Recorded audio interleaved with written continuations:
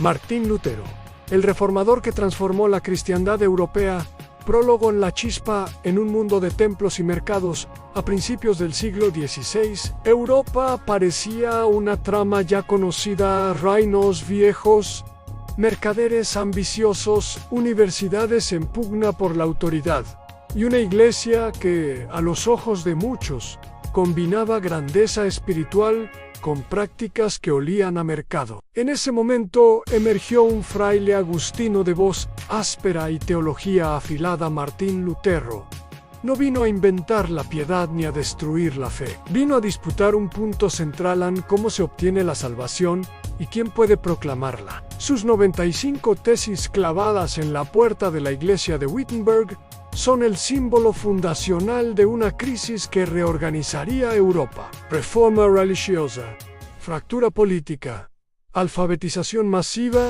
y guerras de conciencia. Esta crónica recorre su vida: monje, profesor, polemista y hereje para unos, reformador para otros, y busca explicar por qué un hombre se volvió la palanca de una transformación que mezcló predicación y política, tinta y pólvora, y orígenes y formación, el niño de Eisleben y la búsqueda de Dios. Martín Lutero nació en 1483 en Eisleben, en una familia de origen modesto que aspiraba a movilidad social. Hijo de un minero que quería para su hijo algo distinto, Lutero recibió educación que lo llevó a Erfurt, donde se formó en artes y derecho. Una experiencia personal, una tormenta que lo llevó a prometerse a la vida religiosa, lo empujó a ingresar en la orden de los agustinos. Fue, desde sus primeros años en el claustro, hombre de extrema disciplina interior en confesiones largas,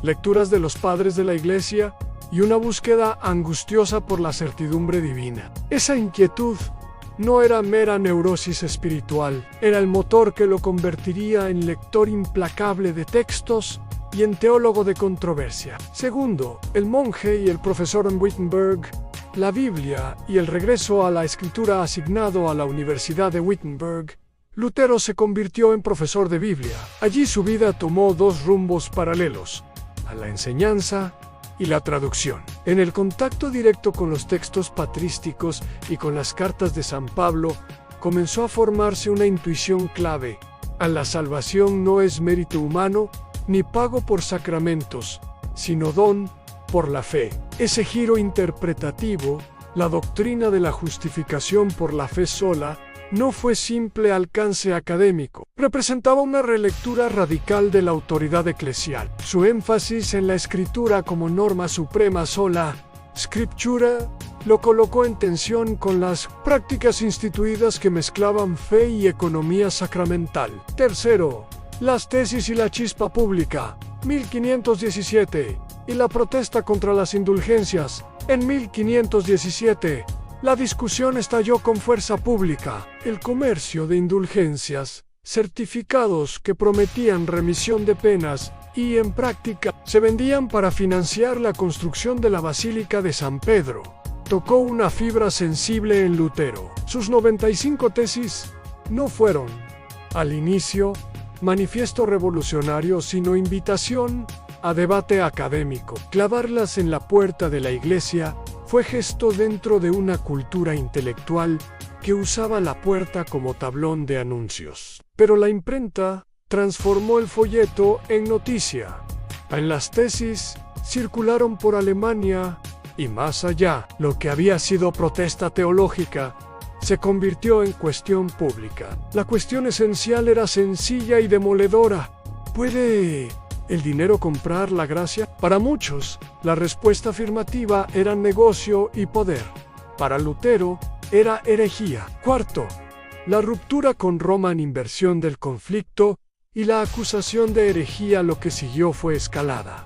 Roma respondió con amenazas de censura. Lutero replicó con escritos cada vez más virulentos en sermones, panfletos, traducciones de pasajes bíblicos y correspondencia alarmante. La Dieta de Worms 1521 fue momento de máxima tensión, convocado por la autoridad imperial. Lutero apareció y, según el relato, se negó a retractarse salvo que se le demostrara con la Escritura. Su frase, si mis libros están equivocados, lo demostraré con argumentos, si me demuestran que estoy equivocado. Mi retractor parafraseada, en la tradición sintetiza la nueva norma que proponía Anne, la conciencia guiada por la Escritura, por encima de la cadena jerárquica. La excomunión y la proscripción política no fueron el final. La figura de Lutero tomó proporciones públicas, y su obra se integró en una red de principados alemanes que veían oportuno desafiar al Papa y al Emperador. Traducción y comunicación a la Biblia en alemán y la erosión de la autoridad mediadora. Una de las obras más decisivas de Lutero fue la traducción del Nuevo Testamento al alemán 1522, seguida de la Biblia completa. Al poner las Escrituras en lengua vernácula, abrió la posibilidad de que creyentes comunes leyeran, interpretaran y discutieran. La imprenta permitió multiplicar textos y sermones. El predicador dejó de ser única voz autorizada. Esa democratización del acceso a la palabra sagrada tuvo efectos inmensos: analfabetización incentivada, nacimiento de disputas populares y la emergencia de comunidades que podían formar nociones propias de lo divino y de lo político. La Iglesia, que hasta entonces mediaba la experiencia religiosa, vio erosionado su monopolio interpretativo. Sexto, reforma litúrgica y vida eclesial en sacramentos, culto y la moral del predicador. Lutero no pretendió inventar un cristianismo sin ritual. Reformó la liturgia, habló de 2 sacramentos visibles, de bautismo y Eucaristía, y defendió la participación congregacional. Promovió una ética de vida común en la vocación secular como llamada legítima, la santificación del matrimonio, del trabajo y de la familia, la crítica al celibato obligatorio y la valoración de una piedad centrada en la Escritura y en la comunidad local. Ese perfil le ganó tanto seguidores ardientes como enemigos recios. En sus prédicas inspiró desde fervores místicos hasta austeras reformas morales, y su influencia se extendió por ciudades que se convirtieron en polos protestantes. Séptimo, política y alianzas en príncipes, territorialidad y la reforma como cuestión pública. La reforma religiosa pronto devino política. Príncipes alemanes adoptaron las tesis no solo por convicción teológica, sino por cálculo táctico. Apropiarse de bienes clericales, afirmar autonomía frente al emperador y ganar legitimidad territorial. Luis de Sajonia, el elector federado, protegió a Lutero. Otros príncipes vieron en la doctrina herramienta para consolidar poder. La paz de Augsburgo 1555, décadas después, formalizaría la lógica en cuya región su religión, la reforma había transformado la geografía política europea. La confesión religiosa dejó de ser puramente espiritual y se volvió criterio de pertenencia política y de legitimidad estatal. Octavo, polarizaciones, violencia y fracasos en guerras de religión y rupturas sociales, donde la palabra dejó de bastar. La violencia emergió. Las guerras de los campesinos en Alemania, 1524 a 1525, son ejemplo trágico de cómo la reforma se mezcló con demandas sociales en campesinos, amalgamando esperanzas de justicia con lecturas radicales de la Biblia. Se sublevaron contra señores y privilegios. Lutero, incómodo con la revuelta social, la condenó con rigor y apoyó la represión. Su postura muestra la complejidad ética de una reforma que paradójicamente propició tanto libertad religiosa como orden social rígido. En el siglo siguiente, las guerras de religión atravesaron Europa en Francia, los Países Bajos, el Sacro Imperio. La Reforma y la Contrarreforma católica fueron motores de conflictos que redibujaron fronteras y poblaciones. Noveno, teología y legado intelectual, an sola fide, sola scriptura, y la música como lenguaje religioso. La herencia doctrinal luterana se concentró en fórmulas que sintetizaban su pensamiento. Sola fide, sola por la fe, sola scriptura, sola la escritura, sola gratia, solo la gratia. Lutero, además, fue artífice de un renovado lenguaje litúrgico a la música.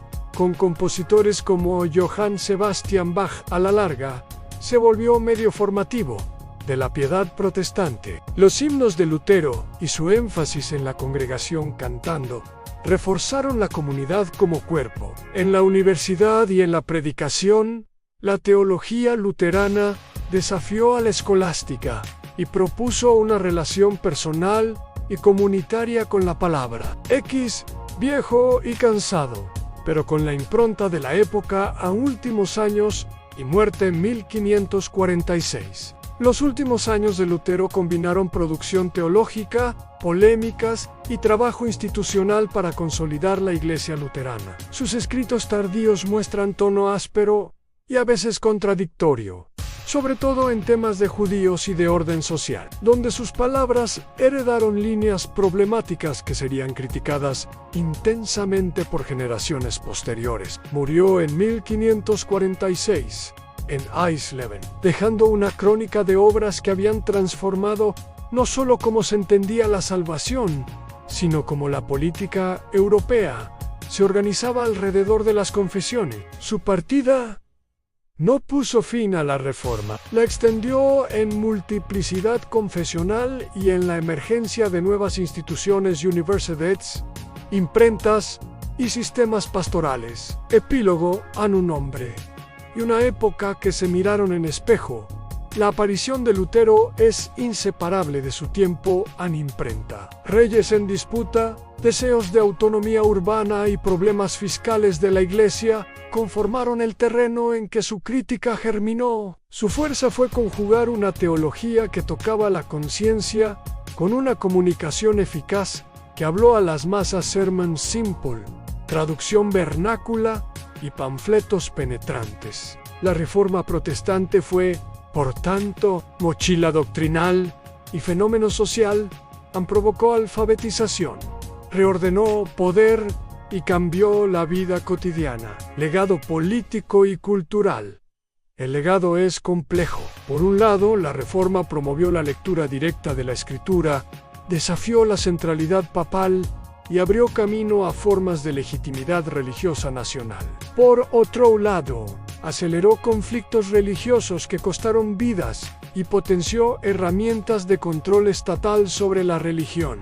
Culturalmente, impulsó la educación, la imprenta y la música congregacional. Políticamente, estableció el patrón según el cual la conciencia religiosa podía ser fundamento de lealtad estatal. Reflexión final: a libertad de conciencia y los límites de la Reforma. Lutero enseñó que la relación con Dios puede ser directa, que la conciencia y la escritura son brújulas esenciales, pero su historia también recuerda los límites. La Reforma que libera puede cerrarse en nuevas ortodoxias. La protesta puede convertirse en disciplina. La palabra imperativa puede justificar órdenes que reprimen. La modernidad europea llevó consigo la herencia ambivalente de ese gesto fundacional: libertad religiosa y guerras confesionales, alfabetización y exclusiones. Cierre definitivo: el fraile que reescribió la autoridad religiosa en Europa. Martín Lutero no fue solo el autor de un documento,